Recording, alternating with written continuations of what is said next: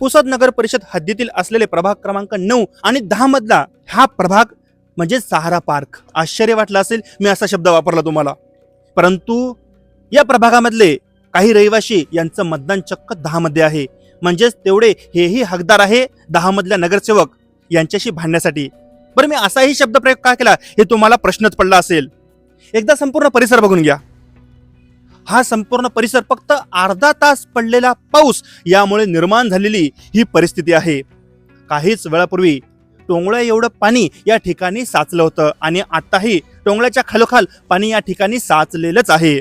पुसद मधला कदाचित हा पहिलाच प्रभाग असेल ज्या ठिकाणी जर टेक्निकली बघितलं तर 4 नगरसेवक यांना सेवा द्यावी या ठिकाणी लागते. परंतु आपण बघतो काय, संपूर्ण या ठिकाणी अर्ध्या तासाचा पाऊस आणि पाणीच पाणी. आता हे घडलं कसं, नेमकं या ठिकाणी यांना राहावे कसे लागते, ही संपूर्ण जी बाब आहे इथलचे जे रहिवासी आहे यांच्याच मार्फत आपण संपूर्ण बाब समजून घेऊ. दादा, तुमचं नाव सांगा. अख्तर खान, अजीज खान.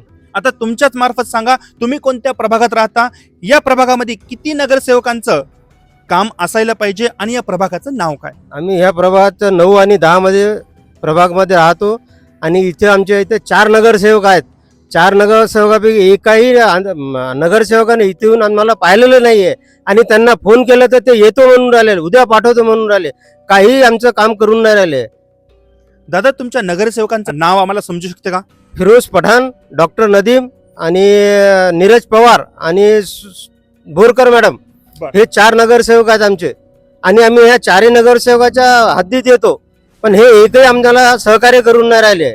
आता ज्याप्रमाणे आपण बघत आहे संपूर्ण परिसर जवळपास हा 500 मीटरचा एरिया पाण्याखाली गेलेला आहे, अशी स्थिती या ठिकाणी निर्माण झालेली आहे. तर नेमकं याबाबत तुम्ही काय सांगाल की कशा प्रकारे तुम्हाला या समस्येचा सामना करावा लागतो? आम्हाला इथं पुष्कळ त्रास आहे. इथं आमचे लहान लहान मुलं जाते शाळेत, त्यांना रस्ता नाही आहे, ते सायकल घेऊन जाते तर पडतेत आणि आमच्या फॅमिलीला घेऊन जाण्यासाठी रस्ता नाही आहे. आम्ही कुठून जावं यांना समजायला पाहिजे. ही जी समस्या आहे तुम्हाला किती दिवसापासून हे आम्हाला सांगा. हे दरवेळी पावसाळ्याची समस्या आहे. दर पावसाळ्यात असेच हाल होते आमचे. आणि आम्ही याच्या आधी नगरपालिकेला पण निवेदन दिलेलं आहे, 10 वेळेस नगरसेवकांना पण दिलेलं आहे, एकही आम्हाला सहकार्य करून नाही राहिले. नगरसेवकांमार्फत तुम्हाला नेमकं काय उत्तर मिळालं? मग नगरसेवक आम्हाला म्हणून राहिले येतो करून देतो म्हणून राहिले, पण काही आमचं काम करून नाही राहिले.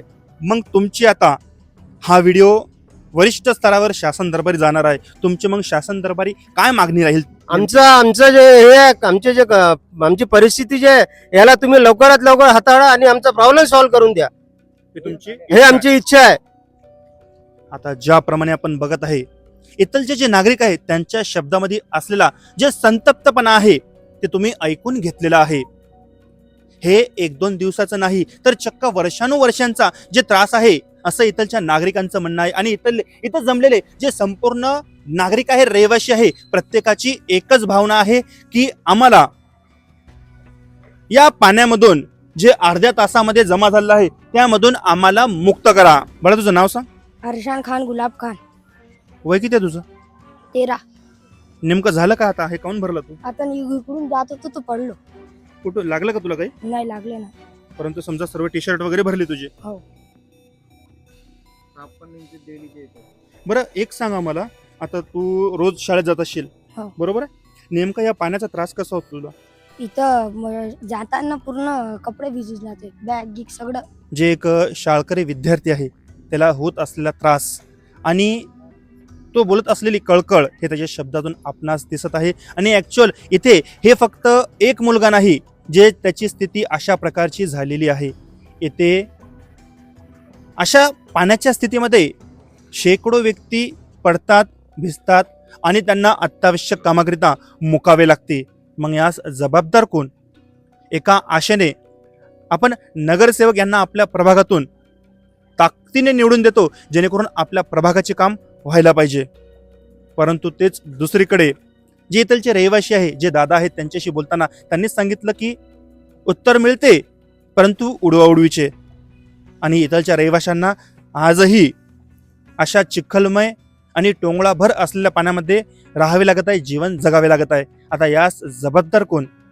नक्कीच वरिष्ठ स्तरावरील अधिकाऱ्यांनी या बाबीकडे लक्ष द्यावे ही विनंती करतो. बघत राहा द टाइम्स ऑफ पुसद. धन्यवाद.